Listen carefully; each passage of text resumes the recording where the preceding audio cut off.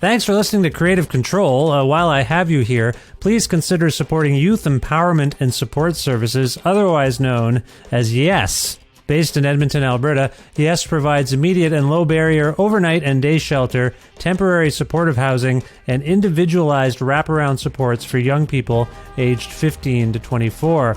They work collaboratively within a network of care focused on the prevention of youth homelessness by providing youth with the necessary supports to stabilize their housing, improve their well-being, build life skills, connect with community, and avoid re-entry into homelessness. Learn more about how to donate or otherwise support YES by visiting yess.org.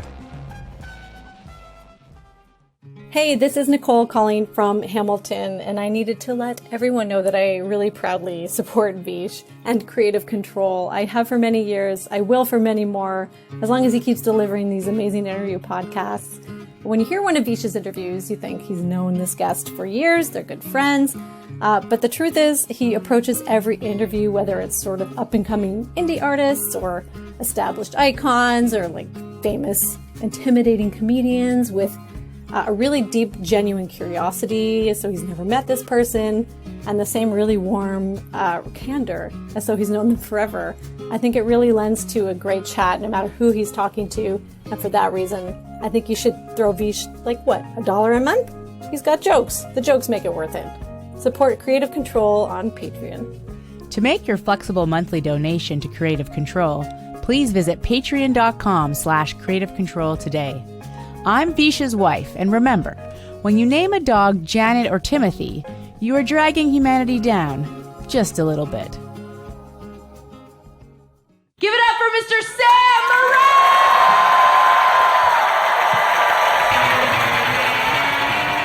Creative Control with Vish Khanna. Sam Morril is a gifted and popular stand-up comedian, writer, and actor based in his hometown of New York City. Through a dedicated tour schedule, hard work, and sheer force of will, over the past 20 years, Morril has developed a following for his quick wit and bold jokes, which led to him appearing on various late-night TV talk shows, including Conan and The Late Show with Stephen Colbert. And you may have seen or heard him acting on TV shows like Inside Amy Schumer and 10-Year-Old Tom, or in Oscar-winning films like Joker. He has hosted podcasts and shows like We Might Be Drunk, Games with Names, and People Talking Sports, and he was recently a guest on the Netflix show That's My Time with David Letterman.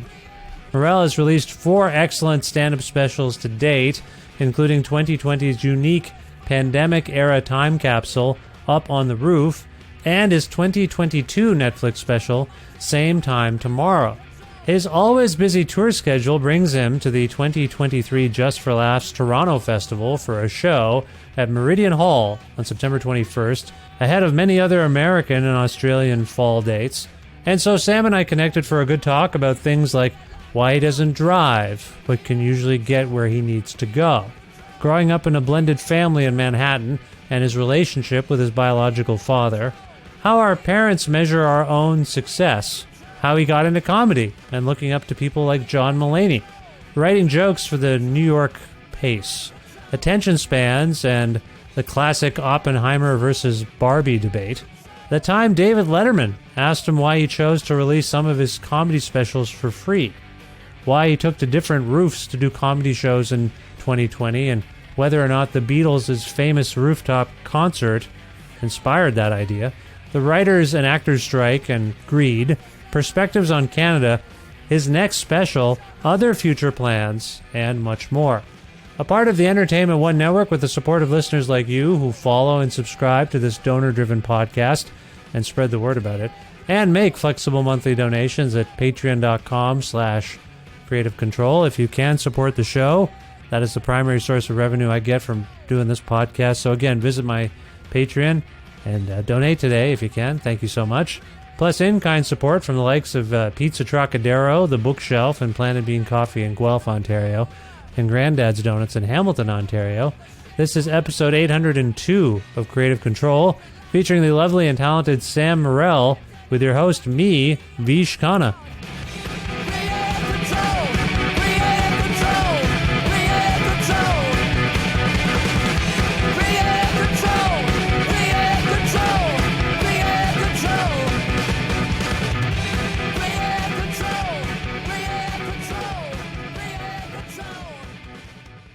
Hey, Sam, how's it going?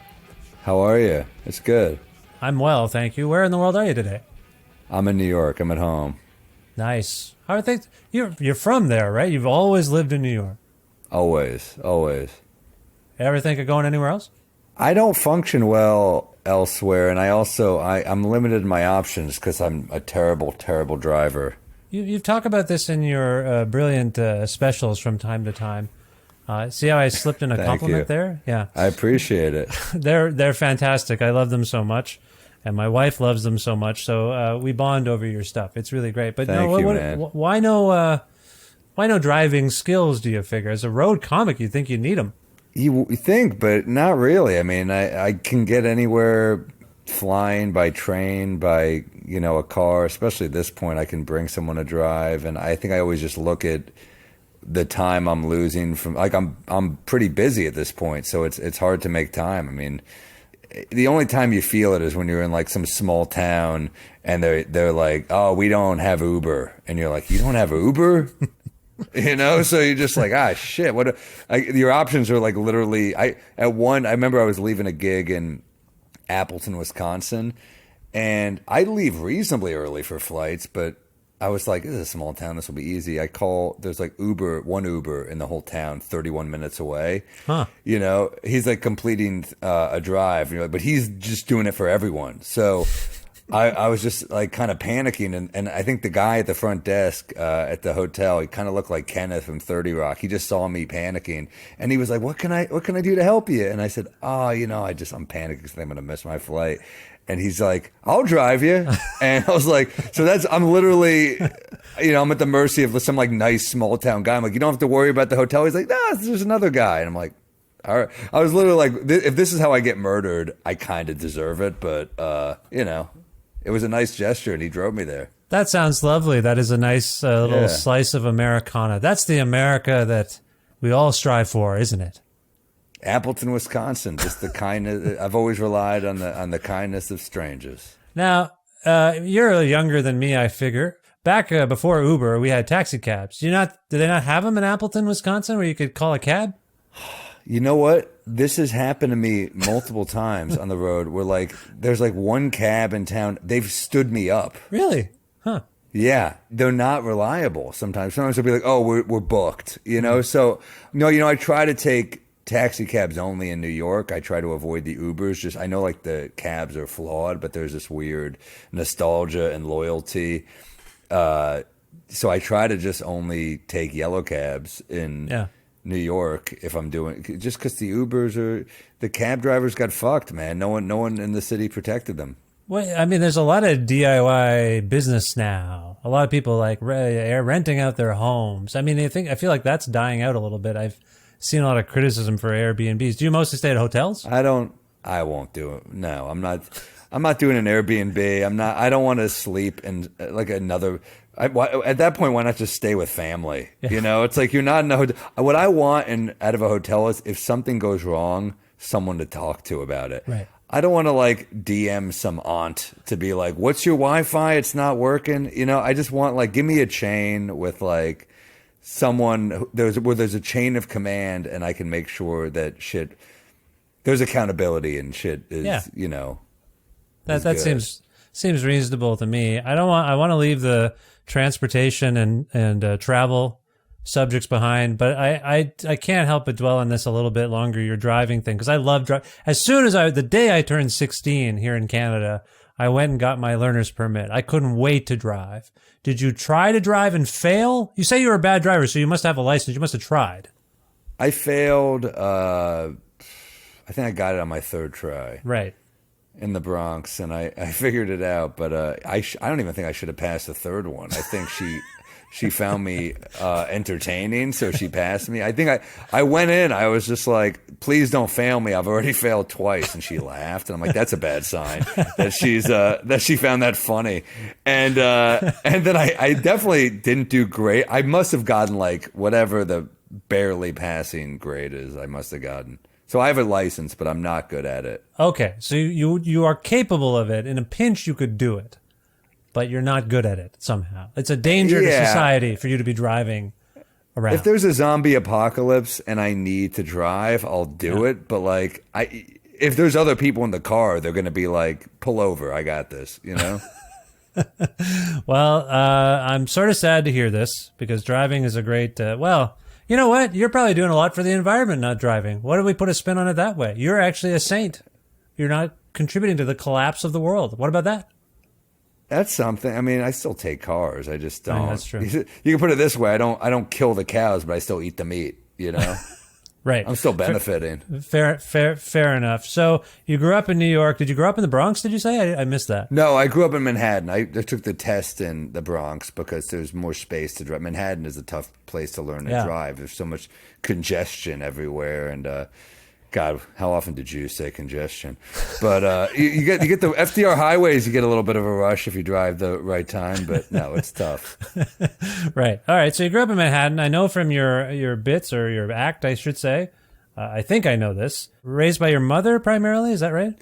Well, for the first few years, it was just my mom, but then she met the man who's now my dad, and the term is legally adopted, which is such a stupid term because that makes it sound like I'm Oliver Twist or some shit. But it's, he married her, he had 2 kids of his own, and we became a blended family. So I have a brother and a sister who I guess technically stepbrother and stepsister, but we did away with those words because it's like what's the point? But then when you show up with a sibling with red hair, they're kind of like, you two aren't related. And I'm like, oh, no, we're not related. But that, You're related. It's just a bad connotation, I feel like. The step sibling, it just sounds bad. So we're just like, fuck that. We just won't do that. Right. But I remember meeting my sister. She's got red hair. And I remember meeting one of her friends. We were just like we just met at some like party. And I was like, oh, that's my sister. And she was like, no, it's not. And I was just like, it is. I'm like, what kind of scam do you think I'm running here? Yeah, it's my sister. And she's like, but you guys don't look alike. I'm like, well, I don't know. You've heard there's not only nuclear families. There's other types of families. So I had to explain this to a woman 8 years older than me that there's other types of families. I know you don't know anything different because that's how you were raised. But do you reckon that family dynamic gives you any unique perspective on the world? I mean, it sounds like you schooled this older woman a little bit about how things actually work. Yeah. But does it help you navigate does it help you navigate life maybe in a different way than those of us who didn't have that experience? No, I don't know about that. I mean, but I think I've said this before on podcasts. I think when you're in a blended family, and especially you're the youngest, you don't realize how weird that can be. So I think they probably had a greater understanding of what was happening than I did. And there was a lot of, quiet dinners at first because it should be quiet. It's a new family.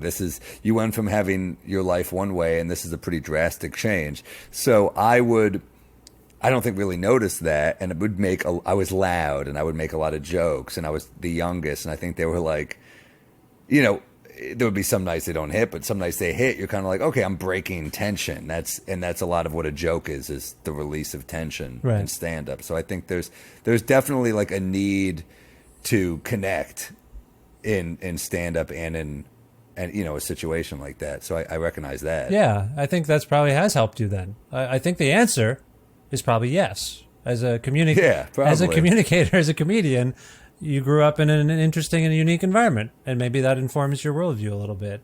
Didn't mean to answer. I think so. Is that about right? Okay. So in your specials, I sometimes hear you allude to your father. Is that your biological father you're talking about, like in a kind of a strained way? Is that possible?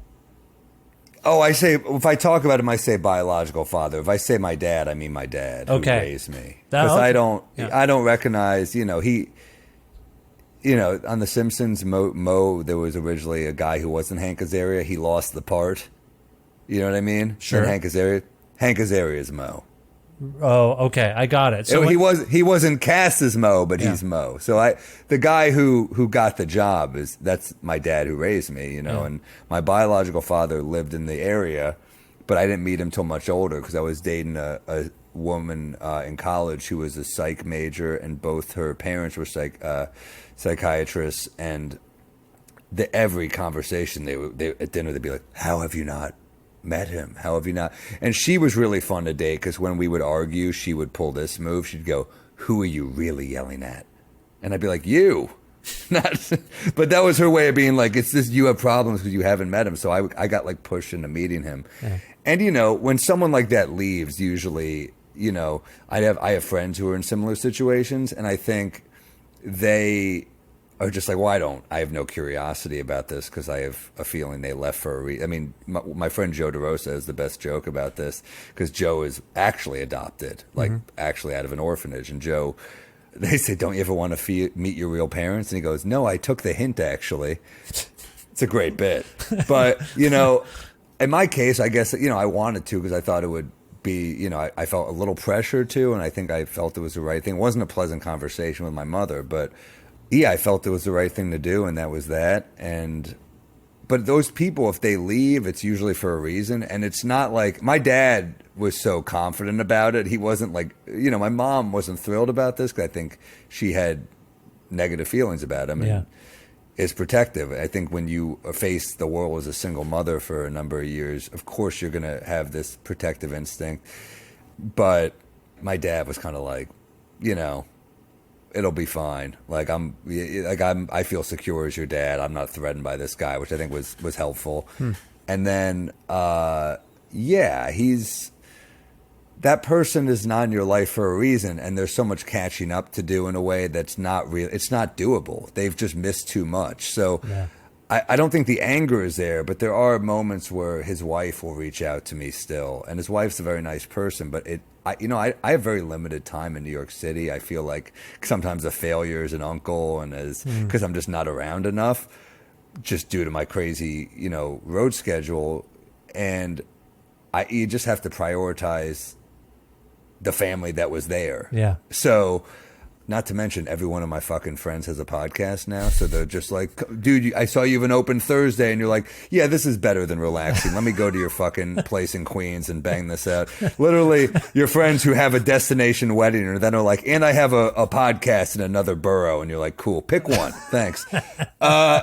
And so, you know, so meeting my biological father was like, you know, I'm glad I did it, but it was ultimately, one of my first jokes was, you know, you've probably heard this one, is your biological father a good person? I said, if he were, I probably wouldn't refer to him as my biological father. Yeah. Because it's like, yeah, that's you know, he's a dude. The weird thing is that he's the only guy who looks like me. You know what I mean? My uncle kind of looks like me on my mom's side.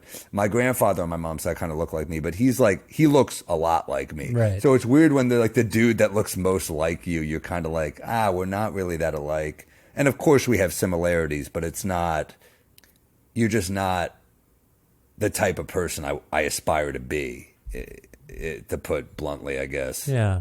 I didn't mean to delve too deeply into this, by the way. I just wanted to get a sense of your background. Yeah, sorry, you got me going no, there. Holy shit! It's the podcast culture, maybe. No, hard to jump back into driving after that one, I guess. Let's get back to driving with your biological father. No, I appreciate that. I guess I wanted to get a sense of where you kind of came from and how you got into comedy.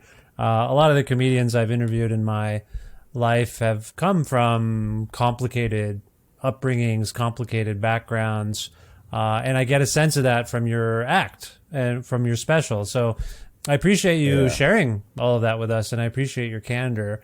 It didn't feel, and I should say this, it didn't feel complicated growing up. It felt pretty good. I mean, I feel like I had a pretty good childhood, especially for a comedian. I had a great childhood. I mean, you see some of my fucking friends, but you know, I do feel like I had a pretty, like my family, they're all pretty, the one that is around me is pretty stable and you know, and they're smart and they're good people. So I'm very fortunate. I will say the vibe I get from you is that exactly smart, good guy. You know, thanks, in man. This day and age, I'm by far the dumbest person in my family. I mean, it's like, I mean, talk about black sheep syndrome. They're all insanely intelligent, and I have a different type of. It's more for me. It's more like, you know, I can write a witty joke, but I think they are like, you know, they're Ivy League lawyers and shit. And for me, it was like, can I make drunks in a bar laugh? Was more my I guess type of intelligence, if you call it that. It was more like, can I have a witty turn of phrase or something? I don't know. So, given your the educational pedigree you're describing, I suppose, was there pressure for you to go to school and take on, a certain path? You'd think they were playing with house money at that point, but no. I think my mom, because I was the one that she brought to the family, was very protective of that and very upset anytime I'd make a joke about being dumb. And I mean, she hated that. She thought if I thought that of myself, she hated that. She thought I had like low self-esteem. And yeah, I think there was a little pressure, but also, I think once it took them a minute to realize how serious I was about stand-up, because maybe we were joking about this the other day. We had lunch, my parents and I, and I said, I really got into stand-up because I think I was kind of a fuck-up, and I thought it was a way to drink for free, and I like jokes, and then I realized how hard I had to work if I wanted to be a successful comic, and that really made it difficult, because I didn't want to fail at this because I really love it. So yeah, it's just not the career or life I thought I would have, but I love what I do and I feel fulfilled by it. But yeah, I think my mom felt a lot of pressure until this started to work. And I remember when it's so funny, the shit that parents find impressive, because it's not the stuff that makes you like, oh my God, it's not like me getting on Conan for the first time, which for me as a young comic, I was like, oh my God, I get to do stand up on Conan. But they'd see like a write-up in the New York Times, and it would be like not even particularly complimentary. I'd be like, my dad's like, you were in the Times. I'm like, yeah, they said I had a lukewarm reaction. And he's like, but it's the Times. Yeah. Like, they'd be so impressed that I just made print, and I think that helped. And then one time I did a gig with, this was many years ago, but Jim Jeffries took a liking to me when he came to New York, and I looked up to Jim a lot, and he was just so nice to me when I was a young comic, and he asked me to open for him at this huge venue in Times Square, and we did 2 shows. And my parents had never heard of him, but it was a crazy good hour from him. Yeah. That was when he was doing his gun material. He's workshopping it. So that became a legendary bit. And I opened, I had a good set, and I think in their head, they were like, well, this is a huge venue, and this guy wants our son to open. So that takes the pressure off, right. I think, when they see little things. It's funny what that kind of external recognition means to us and to parents. Maybe 6-7 years ago, before I moved to Edmonton, where my wife is from, we were visiting, and my wife was like, so Vish, to her parents, was like, so Vish's show got mentioned in the New York Times.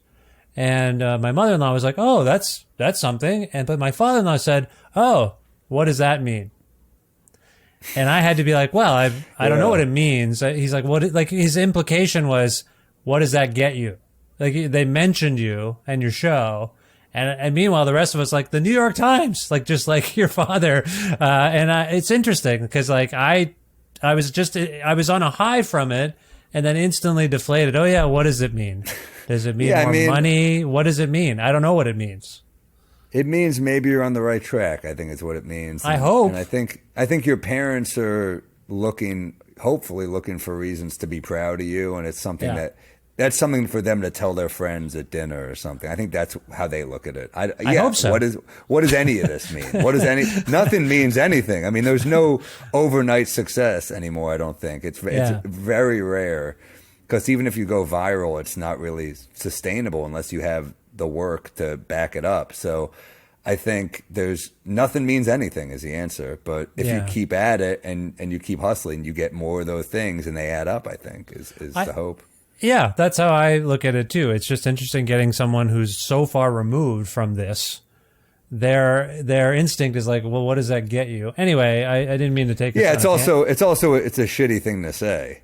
It was a shitty thing to say, and I appreciate you saying that. I brought it up before because I was just like, I don't know, it's something. It's not nothing. I agree. They may as well just say, who cares? That's what they're saying, basically, right?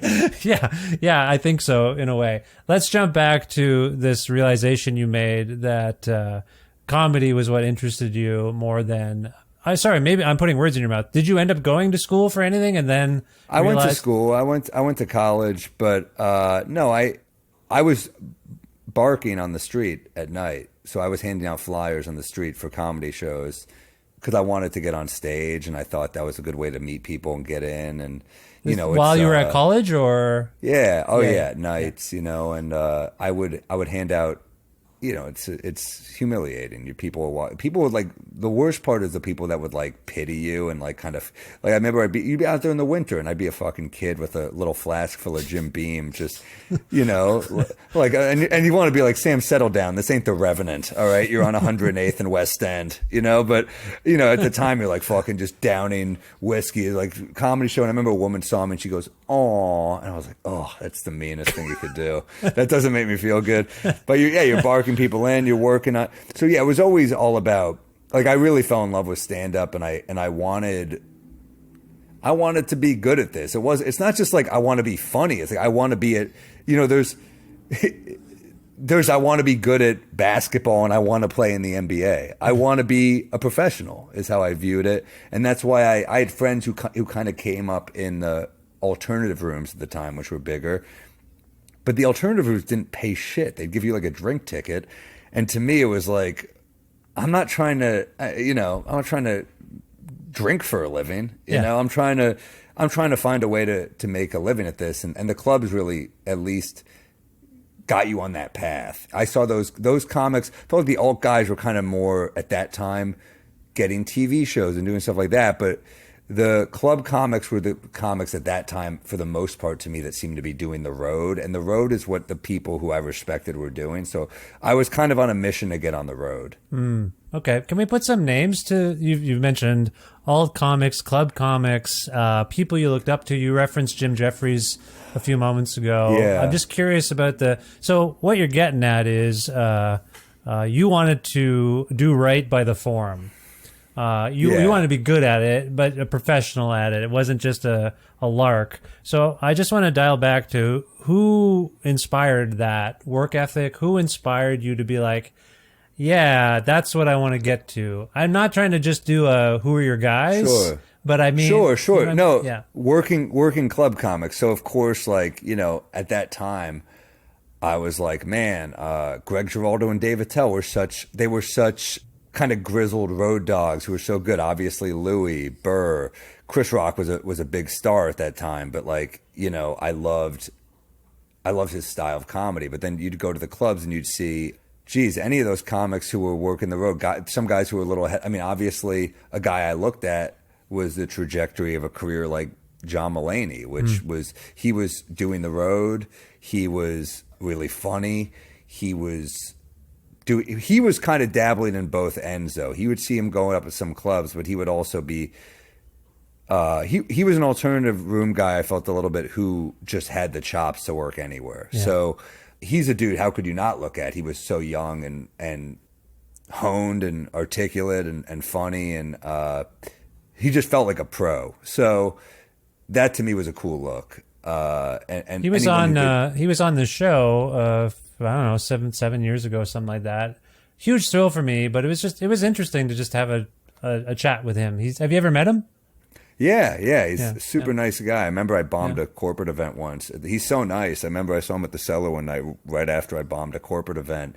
And he's like, "Sam, how you been?" And I said, "Oh, I just ate it at this event." And he goes, "Oh, I hate that." And he's like, "Let's get a booth." And it's just such a comic instinct. He saw that I was like a little rattled and was just trying to make me laugh and be nice. And he's just genuinely nice. That's my impression. I know as we're speaking, he's had a rough time of it, and then publicly he's had a rough time of it Do you pay much attention to that? The kind of like, who's good, who's a bad person based on public perception in comedy? Because there's a lot of that now.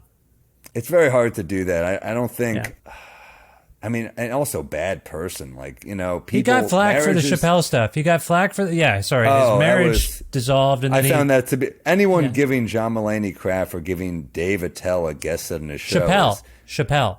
Not Attell. No, that's what I said. Oh, I didn't say Attell. You said Dave Chappelle. I meant Chappelle. He should give it Attell all the time he needs, but Chappelle. Yeah. Well, I just thought it was like, get a life. What are you doing? Yeah. I mean, it's they don't realize that our bond as comedians just runs deep. So my instinct is to side with a comedian. Of course, there's cases like, look, I'm not going to have Cosby drop in, but like, you don't understand that like this bond runs deep. It is. it's complicated, and also get a life. Chappelle's a great comedian. I don't understand. He may touch on topics that you don't like, but this guy is a comedy legend, whether you like it or not. And then the other stuff with John Mulaney's marriage, it's like people get divorced. That was odd. I didn't. People feel invested in a way that is. It's like, this is not your friend where you pick sides. This is a dude you don't know.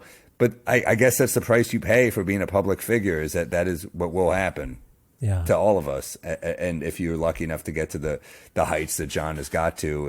And I think he's a very rare example of a comedian who is so successful, but is still, a purist at stand-up and is widely respected. I think a lot of comics can lose their fastball when they get to that level, but he's still, very strong. Yeah, very funny. And I think you were alluding to the fact that he was dynamic. He was he was known as a really strong writer for Saturday Night Live and for others. Strong performer, like a good performer, everything. Actor. Yeah, he had it all. So sorry, I don't mean to put words in your mouth, but he was No. He was one of the guys I looked at like, man, that's a cool, you can do this. It's as simple as that. Yeah. It can be done. He's a good just example of a dude whose career I looked at like, well, we're different types of comedians, but I like how he did this. Yeah. It's as simple as that. Yeah.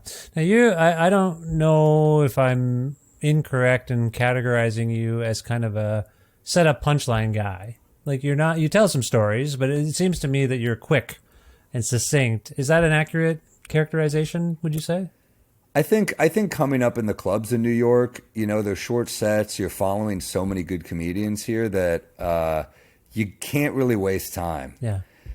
You can't really just go up and be like, so I was thinking. You have to just be like, so this happened. I got 15 minutes. Let's go. That's also the New York pace. It's like New Yorkers don't really suffer fools. I think this is a fast-paced city. When people waste your time here, you're very annoyed. Like in the South, I think it's a Southern thing. You kind of take your time. You go to a restaurant. It's like a more, we'll get to you when we get to you. In New York, it's like, hey, I'm waiting. That is very much the energy of New York, and I think it's reflected in the comedy style here. So, when you follow comics who are bringing the heat, who the fuck are you to take your time is how I looked at it. So, yeah. And then you go on the road and sometimes your stuff becomes a little longer. And I think you need, when you do an hour, to have a different energy. To just go at a machine gun pace for an hour is not just kind of exhausting for you, but it puts a great pressure on the audience to just be there. Because then one line doesn't hit and you're like, what the fuck, that one line? But maybe they needed to sit one out. You never know. Yeah. So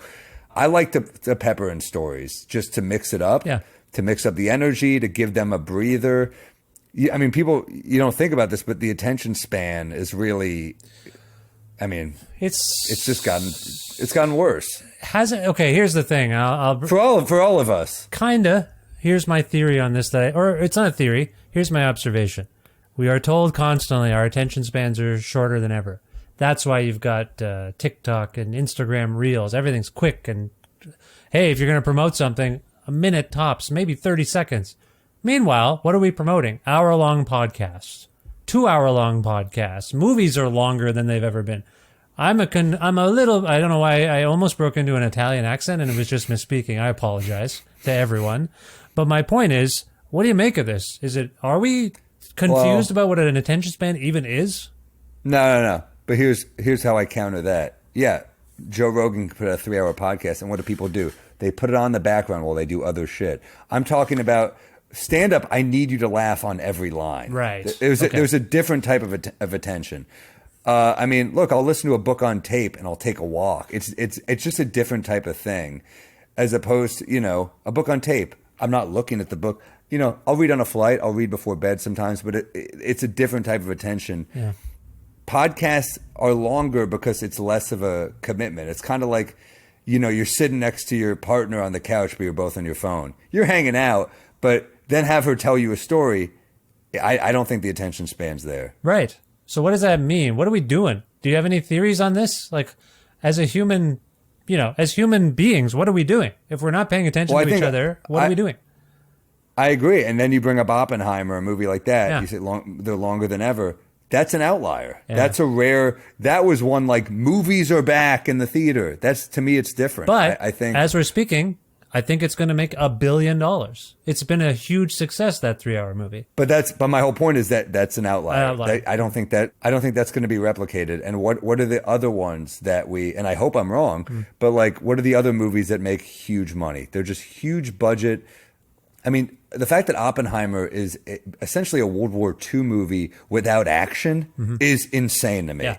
I thought it was a very good movie. I'm just saying, like, I understand, like, you know, a war movie like Saving Private Ryan with all this, you know, action making huge money. But when you take, this is more of a cerebral kind of slow burn, you know, political drama. So that's what shocks me about it. And I the other big budget movies are usually like a Marvel type movie that are like boom, explosions, this, all that. I haven't heard too many people talk about this because when the two films, Barbie and Oppenheimer, were going to be released on the same day, I believe, people just decided, oh, this is a fight. And what happened was Barbie just went bonkers, like headed for $1 billion box office. And Oppenheimer everyone was like, well, it failed. It didn't make it. But because of the weird, like, grassroots promotion of both films as being connected, I think Oppenheimer, it's like a transport truck. What is it called when you drive behind it and it trails, like it's carrying your car a little bit? I think Oppenheimer, like, you're absolutely correct. But I think in the current vernacular of associating the two movies, people just decided, I'm going to see Barbie and I'm going to see Oppenheimer. And that's the only reason. They weirdly got marketed together. Does that make sense? Well, also one's PG and one is, I believe, rated R. It must be R. There's nudity in it, and I believe there's nudity. I saw Barbie with my my family, my two kids and my wife, and it was good. I enjoyed it. Did you see the Barbie? I didn't like it, really, to be honest. I know I'm not the target demo, but I like the director. I like Greta Gerwig and Noah Baumbach a lot. For me, it's not. I get it. I'm not the target audience. I also just think like there was just so much exposition. There was so much just where I was like, I felt like that was in place of the funny to me. I just didn't find it to. It didn't make me laugh, and I was kind of looking forward to seeing it, expecting it to be really funny, expecting big laughs in the theater, and it didn't happen at the theater I went to. And I think it had moments. I think Ryan Gosling is actually a great comic actor. Canadian. He's Canadian. Great. Yeah, he's also a Canadian comic actor, yeah. Great in The Nice Guys, comedic performance. Great in Crazy Stupid Love. He really is a good comic actor, which is annoying because he's so handsome as well. But he's terrific. I'm a fan. And it had moments, but I just was like, I had someone lecture me like, you're an idiot. That was a movie for kids. And I was like, well, they say the word patriarchy about 14 times in it, so I don't know if that's true. No, it's not for kids. That's the confusing thing about that marketing. So my 8-year-old daughter, 12-year-old son, I'm not going to say my wife's age, but we're in our mid-40s. We all went. Yeah. And my wife and I and my son are cracking up. The theater, and you come to Canada, you'll see a showing where people laugh. We're laughing at all the kind of whatever highfalutin jokes, and then afterwards we're talking, and my daughter's like, I didn't really get it, which we knew kind of going in. But sorry, I should say we were on vacation in Ontario. We had no choice but to bring the whole family. So we all went together one day. Anyways, it is weirdly marketed as a thing about a toy that is not about the toy. And so, I mean, my daughter asked questions about the patriarchy and whatnot, so it was actually great. We got to answer them, and it was kind of fun. Anyway, I didn't mean to dwell on that. I just want to say, I was thinking about your appearance on the David Letterman thing on Netflix, which I have to ask. Hey, Sam, check this out. I got my Late Show with David Letterman mug. Oh, that's pretty cool. Huge fan that's of Mr. I got to go to one taping in my life when I happened to be in New York, down from Canada. It was great. Who were the guests there? Everyone asked this. The guests were, and this is weird to me, it was Marv Albert and Katie Holmes. No musical guests, which is a bit of a drag. I would have liked to have seen what that looked and sounded like, because I was actually there road managing a band, and I got to sneak away. I got standby tickets, which every New Yorker is like, you're not going to get tickets calling the toll-free number. I'm like, I'm going to try. I'm going to get up early. Got right in on the floor, like on the... Wow. Yeah, it was great. Anyway, Yeah. Marv was my childhood, that voice of the Knicks. So oh, I love absolutely. Marv. Absolutely. I have a theory that most contemporary NBA broadcasters, play-by-play guys, sound a little bit like him, like just a little bit. And I'm like, oh yeah, I saw my Fratello. I don't know what feed we were getting up here. Yeah, he was calling games at the end, and I was like, what the hell? This is amazing. Anyway, sorry, that's all from my youth. My point was this. You're talking to Dave, and I want to ask you about that experience in a moment, but one thing that struck me was he kind of was asking you about kind of your goals as a comedian and where you thought you were going to be. I'm paraphrasing, by the way. And you said, well, I mean, you joked, like, what's going to be better than this? But you also made a comment that led me to think that you're like, this is what I do. I don't want to be on a sitcom. I don't necessarily want to be doing any like comedy, being on the road, being a stand-up. That's who I am. Is that an accurate characterization? Yeah, without question. I mean, it was never. It's funny because Dave is so curious, and that's what makes him a great interviewer. One of the many things that makes him a great interviewer. But he didn't really understand the idea of putting out one of my.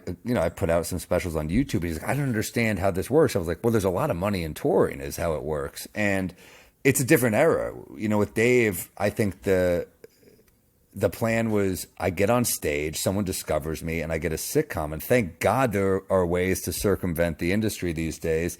And the funny thing is, like, for me to do a sitcom now, look, if I did it was because I want to do it. Like, there are things I want to make. There are things that would fulfill me creatively. But stand-up is my favorite thing to do. I love coming up with a new hour. I love working on jokes. And there is more money to be made in stand-up, I think. I mean, unless you're a mega movie star, there's a lot of money to be made doing this as opposed to, acting right now where they're on a picket line. Mm-hmm. I don't really have a lot of faith in the system, and I never did. And I think that's why you put a special on YouTube, because I didn't think they saw me. I didn't think I was going to be discovered, and I felt that I wasn't. And the irony of everything is I remember just being crushed when HBO turned down my hour special, which ended up being the special I put out, I Got This, on YouTube, which is over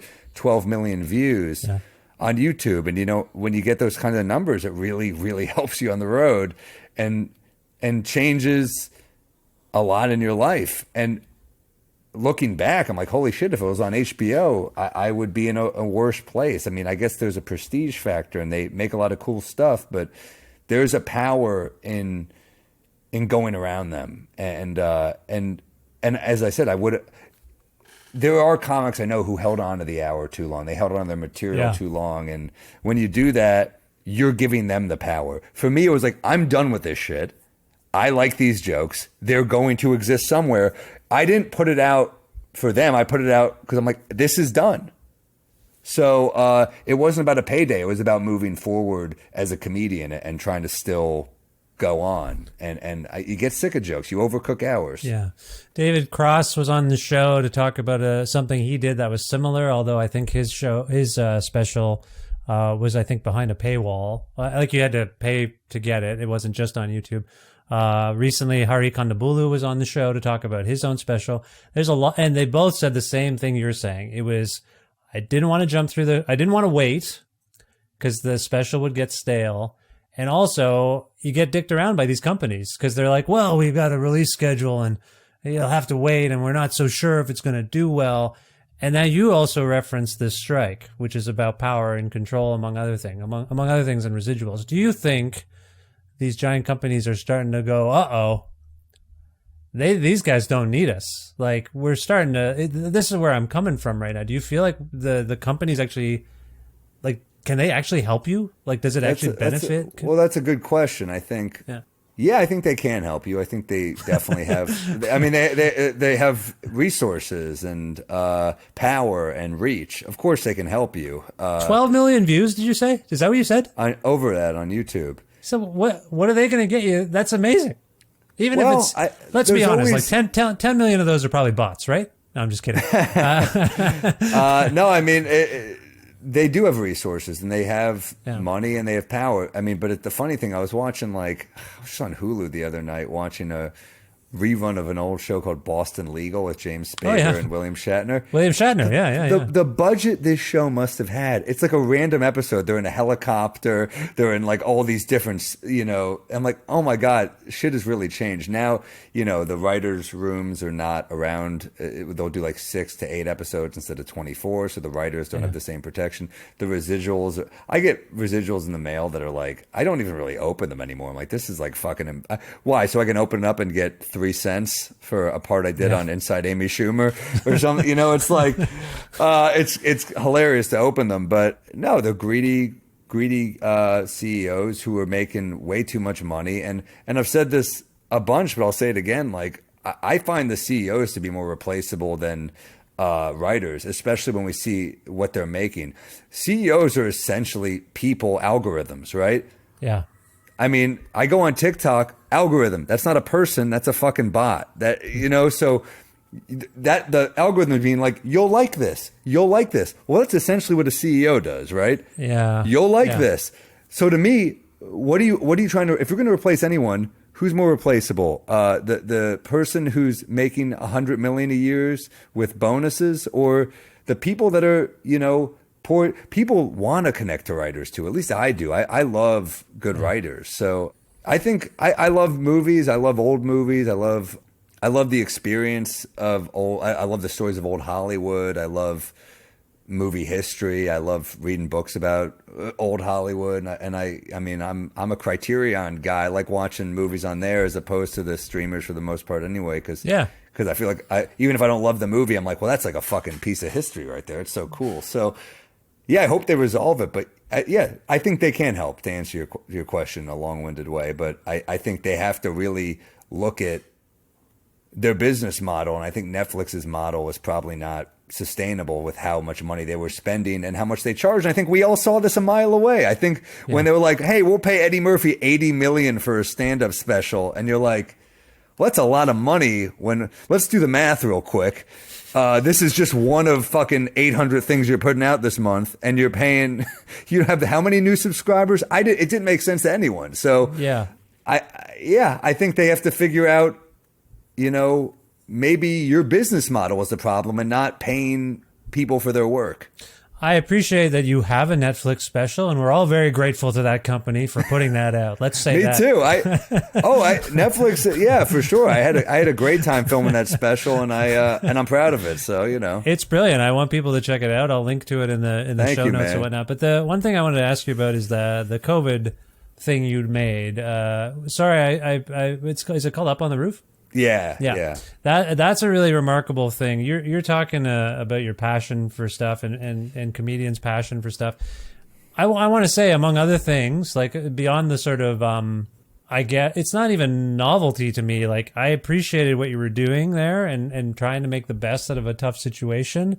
But one of the things that really comes through for me is your joy and your love of your craft. Like, to do that much hustling and figure out a way to get people together to experience comedy. I didn't get the impression you were... I know that the whole thing is centered around you and your act and all the effort you put into it and all the crew and everyone. It's just remarkable. It also reminds me a bit of that Get Back movie. Have you seen that? The Beatles movie? What's that? Have you seen the Beatles movie? Oh, I haven't seen it, no. Well, the whole premise at the end is that they're... I know the song. Well, there's the song, but one of the things in that documentary, other than them fighting about writing... relatively shoddy songs for them, is there's a specter that they're going to do a rooftop concert, and how we can or a concert somewhere, and it ends up being at the last minute kind of on the roof. You don't know this? I thought maybe you were, because some of the was this the one on Disney Plus or no? Yeah. I don't know if you're a Beatles guy. I am, but I couldn't get through that shit. It was like. They're just like dicking around. I felt like a peeping Tom or something. I was like, what the hell is this? I think I wondered about that because as a musician myself, or as someone who's played in a lot of bands, and during this pandemic, and for me, I moved from Ontario to Alberta. I don't have that anymore. So for me, it was like, this is band practice. This is exactly what it's like, working out stuff And yeah, for some people, it's a complete drag. Like, why am I going to watch? I love the music, Yeah, but yeah. it did nothing for me. It was too long too. It was Peter Jackson, right? Yeah. Lord of the Rings guy. Yeah. Yeah, I loved his World War I thing he did. I thought that was really good. Yeah, but you don't like his other stuff, the Lord of the I never saw a Lord of the Rings movie in my life. Because you're not a nerd?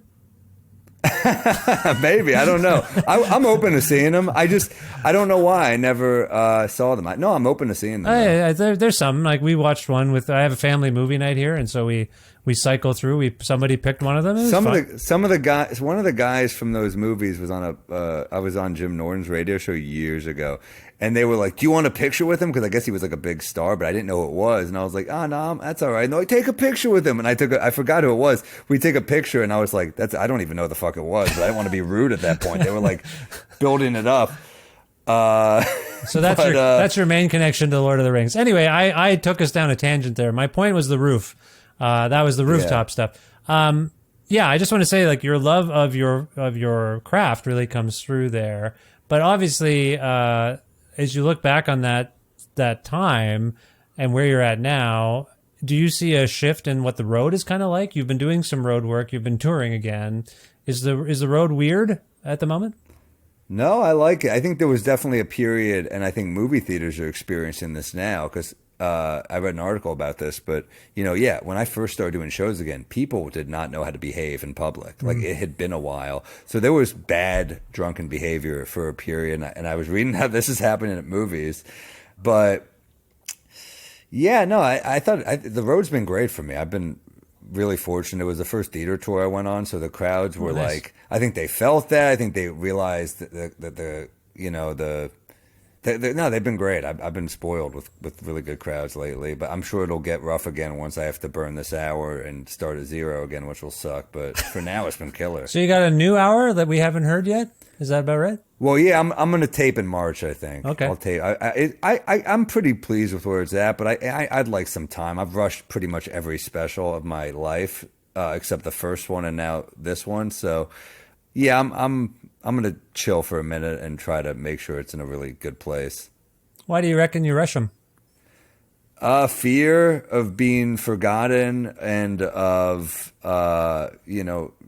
really it being the only way I knew how to get new fans and to continue moving and working. So, I no question rushed every single one.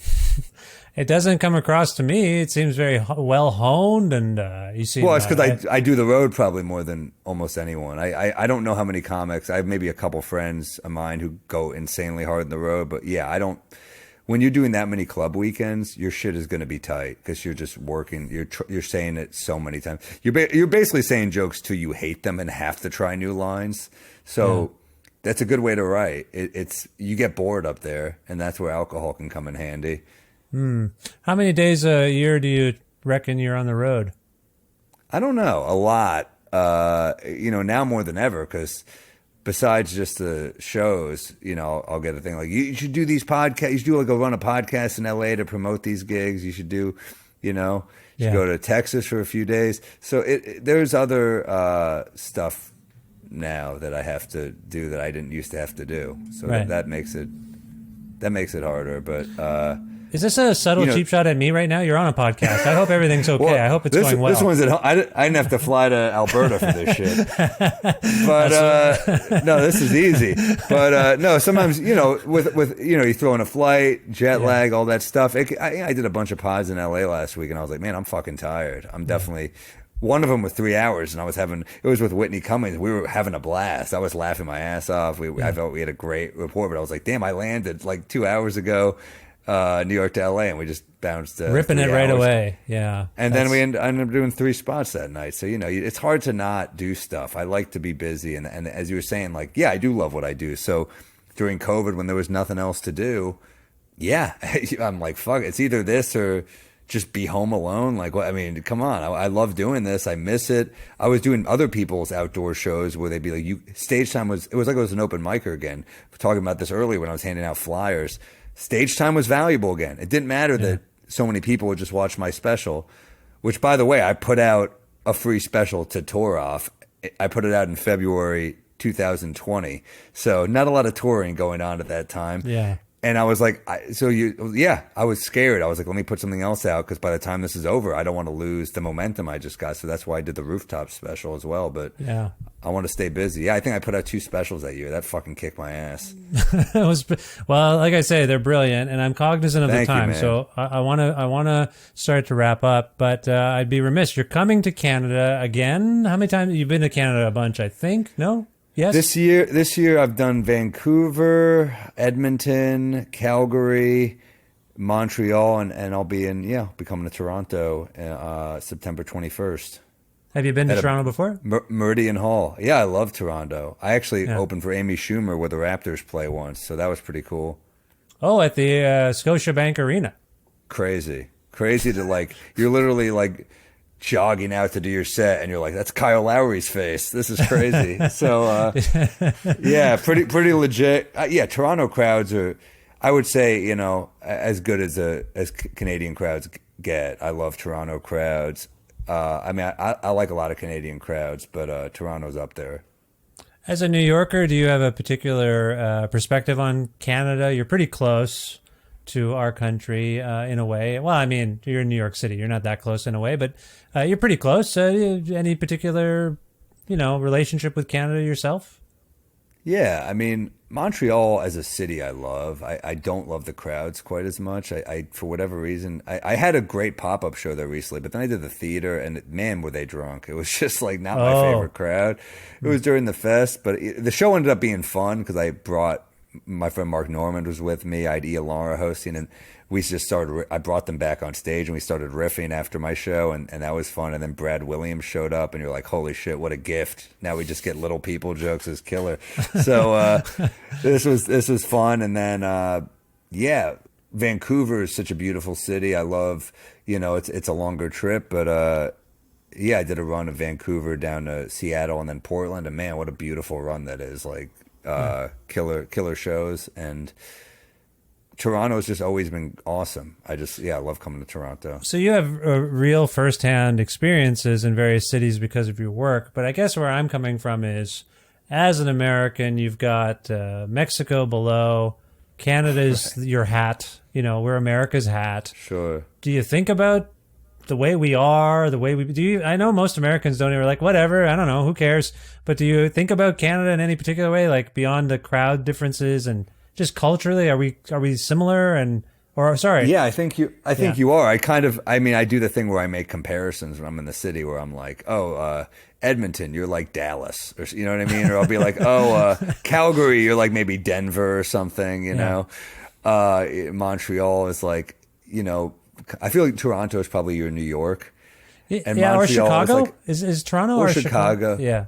I don't know, but because Montreal is then like kind of got some New York qualities, but it's kind of ultimately New Orleans because it's kind of like mayhem. And,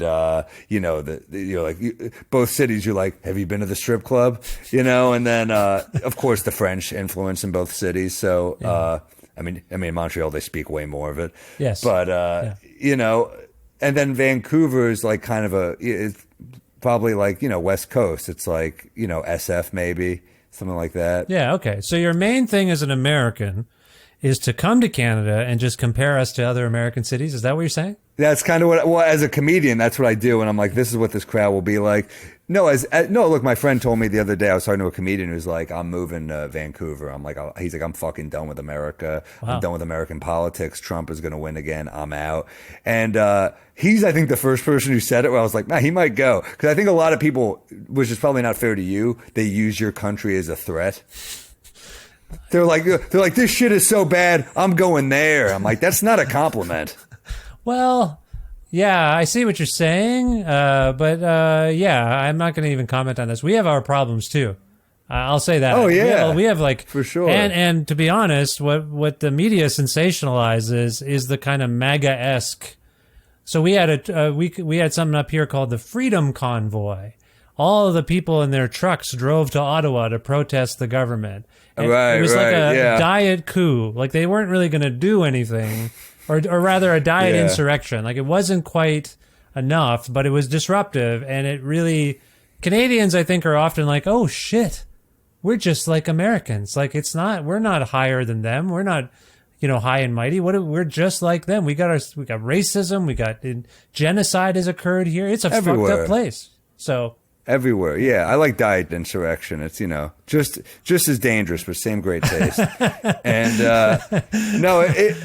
it's everywhere in the world has problems. Yeah. And I think you don't have to look far. You just turn on the news. I think I have BBC on behind me and I'm like, yeah, it's weirdly comforting that instead of being like, oh my God, the world's bad. You're like, well, everywhere's fucked. Everywhere is fucked. I don't know. Yeah. It does feel that way. That kind of helps. And it's like, that's why I like what I do. I feel like my job is to like go into a city and just be like, just to make people laugh and then leave. It's something. I'm like the opposite of a hitman. I feel like, You're like Robin Hood.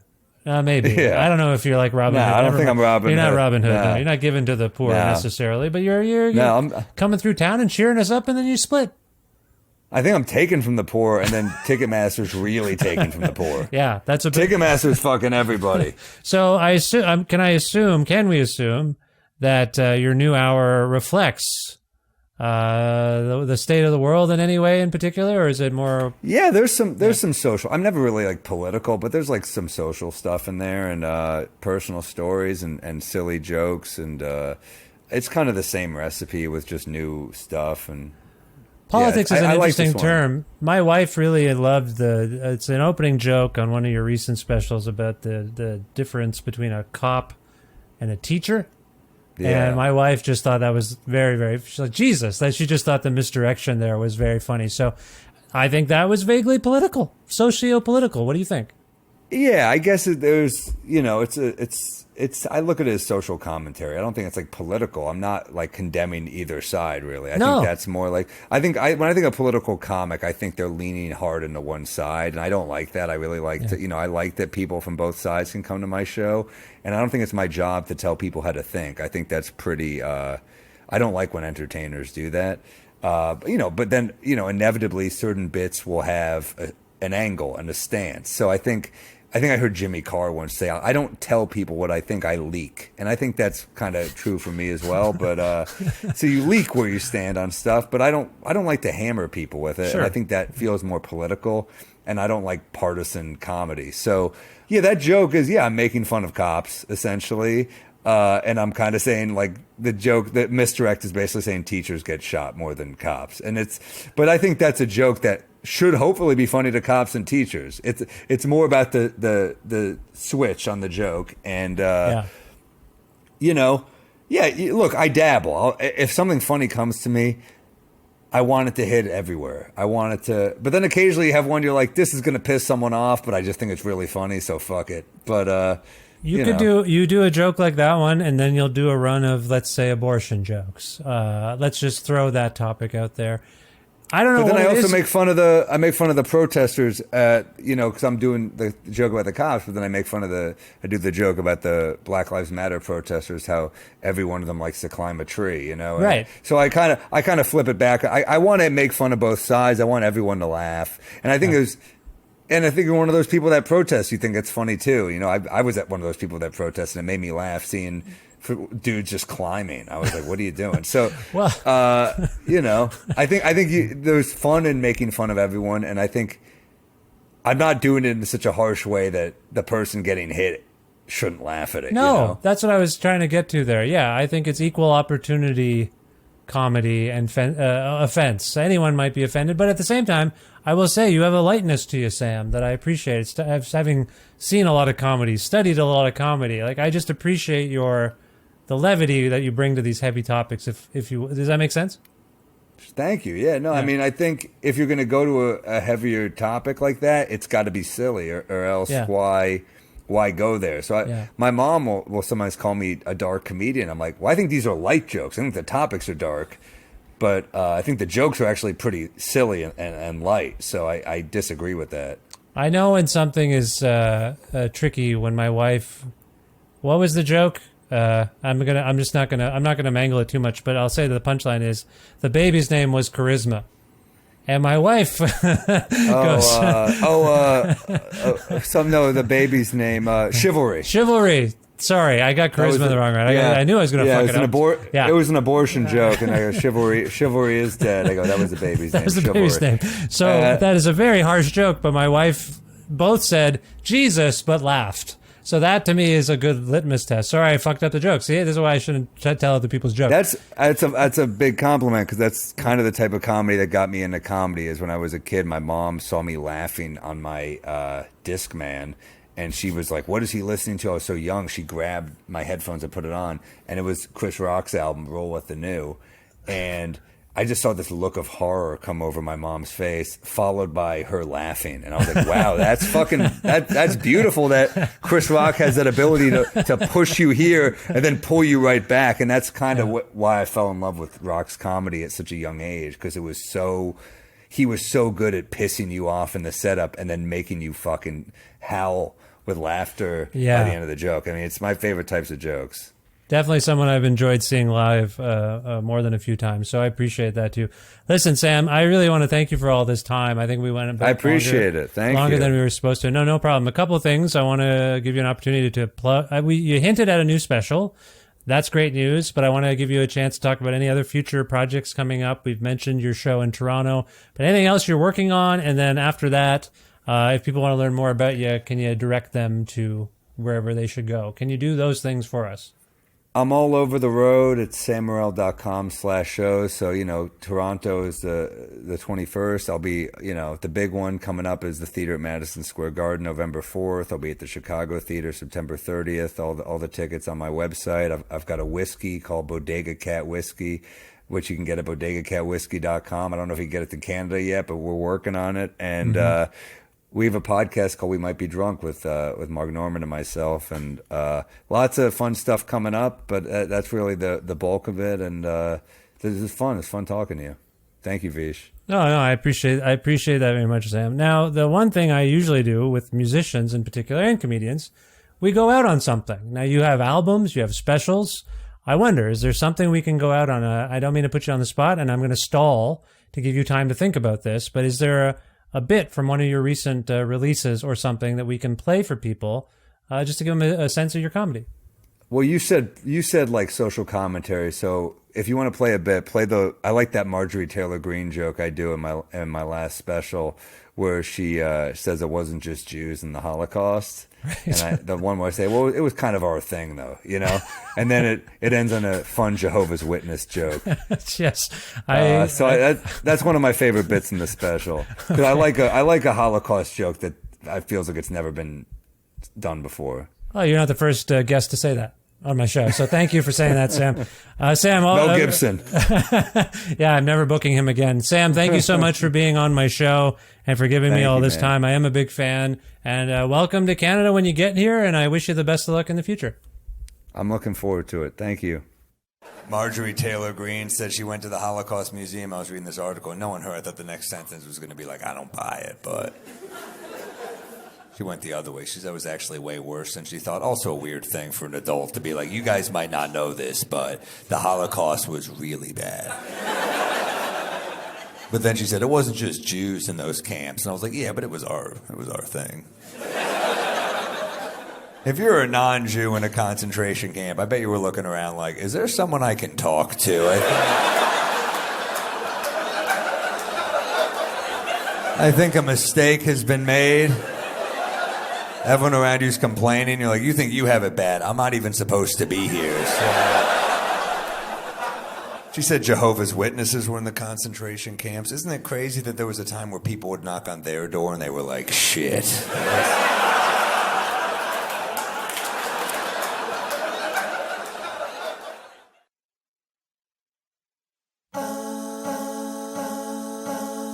Well, if you know me at all, you know I don't much care for that Marjorie Taylor Greene. I don't think I've ever talked about that on the show, but you could probably pick that up, right? Anyway, it was really nice to talk to Sam Morril. Thank you, Sam, for being on the show. It was a real pleasure. We're a fan of his comedy in my house, as I mentioned a few times there, and he's very funny. So thanks again, Sam. And this, by the way, for those of you listening, is the 802nd episode of Creative Control, which is part of the Entertainment One podcast network and is available wherever you get your podcasts. If you can't find an episode you're looking for, or if you want to learn more about me and sign up for my monthly newsletter, please visit vishkhanna.com. You can like Creative Control on Facebook. We have a page still. You can also follow the show on Twitter. We have Twitters still. The show you can follow at Vish Creative. You can also follow me directly at Vishkhanna. And I'm also on Blue Sky and TikTok and some other things too. So just look for me and hopefully you find the right me. Also visit patreon.com/Creative Control to make a flexible monthly donation to keep this show going. $6 American or more a month grants you access to some exclusive content. You get the episodes earlier than everybody else. There's t-shirts for sale there. Well, in exchange for the donation. I don't know if they're for sale per se. You know what I mean? $6 American or more a month gets you access to that kind of stuff. And if you like a t-shirt, just message me on Patreon and I'll get you one while supplies last. I actually just sent one to Tennessee. Isn't it funny? You make a thing in Canada and someone in Tennessee wants one of your t-shirts? That's kind of a fun thing. I like that. Anyway, doesn't have to be $6. You can do less. You can do more. Whatever suits you. Just visit my Patreon. And if you can donate today, that would be great. Thank you so much. I also want to thank Pizza Trocadero, The Bookshelf, and Planet Bean Coffee, respectively, in Guelph, Ontario, and Granddad's Donuts in Hamilton, Ontario. Each wonderful independent businesses in their own right, and they provide in-kind support for this show, so thanks to them. Thanks, as always, to my friend Jim Guthrie for letting me use some music he has written for this show. You can learn more about Jim at jimguthrie.org. And finally, you. Thank you so much for listening to this episode with Sam Morril. I hope you enjoyed it. And we'll check out his funny specials and go see him live. He's all over the place, as I mentioned in the introduction. He's in Canada and the States in the coming months, and he's also going to be in Australia. So if you're listening in Australia, go check out Sam Morril. I'm sure you'll have a good time. Otherwise, please consider subscribing to this podcast or telling your friends about it and spreading the word about Creative Control. It all helps. I'll talk to you very soon. I hope you're well there. But yeah, we'll talk soon. Bye for now.